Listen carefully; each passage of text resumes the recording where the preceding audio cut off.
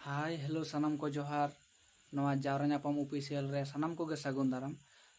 और तेहें दिन लाई लगिदोग कना जहाना प्रचार को लगिद जेमन यात्रा प्रचार किंबा जहाना दुकान प्रचार लगिद बैनर बनाव आदो ओना बैनर गे चेल का कते को बनावा से ओकार को बनावा ओना गे जुदी जहां को बाबन बाड़ाया एनखान नवा वीडियो मुचाद धाबि नेल ताबन पे चेल का कते को बनावा से चेल ओकार ओकार बनाव हुआ ओना को गे तेहें दिन लाई सदराबोना वीडियो मुचाद धाबि नेल ताबन पे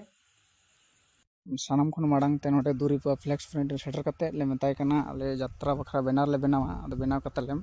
आदो मेता हो ठीक मेना बनाव का इᱧ आदो ने बनाव नॉय जहां ओना नेलोक कान दो ओंडे दो काना कलर सिस्टम ओंडे कलर सिस्टम काना और नॉय जा जा मशीन नेलोक काना ओना रे हा बैनर दो ओडोकोआ आडी लाटू मशीन काना और नेलाबन चलो चेक लका भाबते बैनर ओडोकोआ ओना गे बन नेला नोडे ना आले उनका पे हड़ मेना का लेया और जहां काना उनी दो नोडे दो बनु कदेया उनी दो बाहर से रे मेना कदेया और उनी पेनेले कान ताबोना उनी गे नोडरी मालिक दो कनाय और ओने मशीन दो स्टार्ट कदा ना और ओने चालू कना हानते नाते आदो नका कते गे हा नवा बैनर दो ओडोकोक कना आदो ना तीरे ओडोकोक कना हा ओना गे आले हो तांगी ताड़ा रे मेना लेया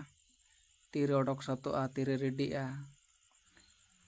उन्हें बन नेल दाड़े कना ओका भाबते इया कना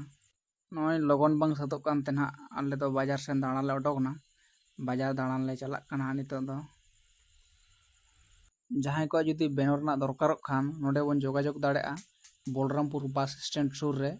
दुरीपा फ्लेक्स प्रिंटिंग रे फाइनली बैनर दो बैनर साउथ हुईना आदो नेल ताबन पे ना नॉय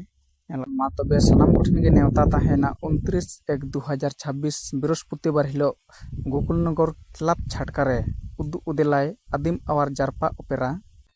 ओनोलिया मान कसरे सुरेन गंके तकिना नेसा ओनोल गायन पुथी एड़े एड़े गिन बुझाव पेड़ा दादा आमा सिबिल रोड लांदा।